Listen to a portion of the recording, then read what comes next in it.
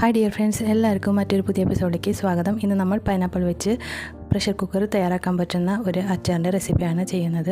ഇത് എളുപ്പത്തിൽ തന്നെ നമുക്ക് ഒരു അരമണിക്കൂറിനുള്ളിൽ തയ്യാറാക്കിയെടുക്കാൻ പറ്റും. അപ്പോൾ നമ്മുടെ ചാനൽ ആദ്യമായിട്ട് കാണണമെങ്കിൽ തീർച്ചയായിട്ടും ഒന്ന് സബ്സ്ക്രൈബ് ചെയ്യാനും അതുപോലെ നിങ്ങൾക്ക് റെസിപ്പി ഇഷ്ടമാവുകയാണെങ്കിൽ ലൈക്ക് ചെയ്യാനും നിങ്ങളുടെ അഭിപ്രായങ്ങൾ അറിയിക്കാനും മറക്കല്ല. അപ്പോൾ നമുക്കിതിന് വേണ്ടിയിട്ട് പൈനാപ്പിൾ, ഇഞ്ചി, വെളുത്തുള്ളി, കറിവേപ്പില, പച്ചമുളക്, കടുക്, ഉപ്പ്, ഉലുവ പൊടിച്ചത്, കായംപൊടി, മഞ്ഞൾപ്പൊടി, വിനീഗർ, വെളിച്ചെണ്ണ, ഇത്രയും കുറച്ച് ഇൻഗ്രീഡിയൻസ് മതി. എളുപ്പത്തിൽ തന്നെ നമുക്ക് തയ്യാറാക്കാൻ പറ്റും.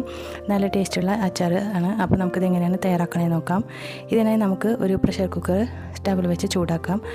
ചൂടായതിനു ശേഷം ഇതിലേക്ക് 100 ml വെളിച്ചെണ്ണയാണ് ചേർത്ത് കൊടുക്കുന്നത്. വെളിച്ചെണ്ണ ഒഴിച്ച് നന്നായി ചൂടായി വരുമ്പോൾ ഇതിലേക്ക് നമുക്ക് കടുക് ചേർത്ത് കൊടുക്കാം. 3 ടീസ്പൂൺ കടുകാണ് ചേർക്കുന്നത്. കടുക് പൊട്ടി വരുമ്പോൾ ഇതിലേക്ക് നമ്മൾ ചെറുതായിട്ട് അരിഞ്ഞിട്ടുള്ള ഇഞ്ചി, വെളുത്തുള്ളി ചേർത്ത് കൊടുക്കാം. ഇഞ്ചി 1 ടേബിൾ സ്പൂണോളം നമുക്കിതിലേക്ക് ചേർത്ത് കൊടുക്കാം.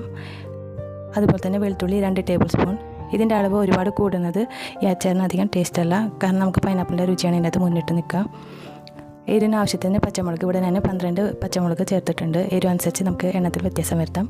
അതുപോലെ കുറച്ച് കറിവേപ്പിലയും കൂടിയും ചേർത്ത് കൊടുത്ത് നമുക്ക് നന്നായി ഇത് ഹൈ ഫ്ലെയിമിൽ തന്നെ വെച്ച് ഇതിൻ്റെ പച്ചപ്പ് പോകണ വരെ ഒന്ന് വഴറ്റി കൊടുക്കാം. ഇതിനകത്ത് നമ്മൾ മുളക് പൊടി ചേർക്കുന്നില്ല, അതുകൊണ്ട് തന്നെ പച്ചമുളകിൻ്റെ അളവ് കുറച്ച് അധികം തന്നെ നമ്മൾ ചേർക്കണം. എരിവിന് ആവശ്യത്തിനുള്ള പച്ചമുളക് ചേർത്ത് കൊടുക്കണം.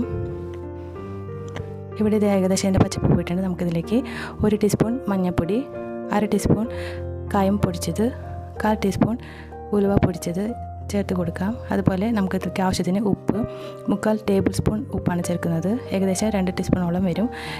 ഇതിൽ നമുക്ക് മധുരമാണ് ചെറുതായിട്ടുണ്ടാവും, അതുകൊണ്ട് ഉപ്പിൻ്റെ അളവ് ഒരുപാട് കൂട്ടരുത്. അപ്പോൾ നമുക്ക് അച്ചാറിൻ്റെ ടേസ്റ്റ് പോകും. ഇതിലേക്ക് നമ്മൾ ചെറുതായി അരിഞ്ഞു വെച്ചിട്ടുള്ള പൈനാപ്പിൾ ഇട്ട് കൊടുക്കാം. 1 ടീസ്പൂൺ പഞ്ചസാരയും കൂടി ചേർക്കുന്നുണ്ട്, ടേസ്റ്റ് ബാലൻസ് ചെയ്യാൻ വേണ്ടിയിട്ടാണ്. ഇത് നന്നായി മിക്സ് ചെയ്യുക. ഇതിലേക്ക് നമ്മൾ വെള്ളം ഒട്ടും തന്നെ ചേർക്കുന്നില്ല, പൈനാപ്പിളിൽ നിന്ന് തന്നെ വെള്ളം ഇറങ്ങും. അപ്പോൾ ഇത് നന്നായി മിക്സ് ചെയ്തതിന് ശേഷം ഇതിലേക്ക് 2 ടേബിൾ സ്പൂൺ അഥവാ 30 ml വിനീഗറും കൂടി ചേർത്ത് കൊടുക്കുന്നുണ്ട്. ഇത് നന്നായി മിക്സ് ചെയ്തതിന് ശേഷം നമുക്ക് കുക്കർ അടിച്ച് വെച്ചിട്ട് ഒരു വിസിൽ വരുന്നത് വരെ ഹൈ ഫ്ലെയിമിൽ തന്നെ വെച്ചൊന്ന് വേവിക്കാം.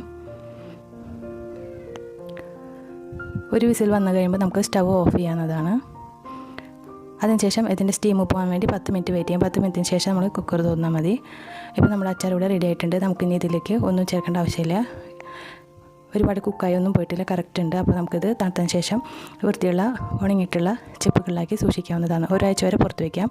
അതിനുശേഷം ഫ്രിഡ്ജിൽ വെച്ച് സൂക്ഷിക്കാവുന്നതാണ്. അപ്പോൾ നിങ്ങൾക്ക് വീഡിയോ ഇഷ്ടമാകുകയാണെങ്കിൽ ചാനൽ ലൈക്ക് ചെയ്യാനും ഷെയർ ചെയ്യാനും സബ്സ്ക്രൈബ് ചെയ്യാനും മറക്കരുത്. താങ്ക്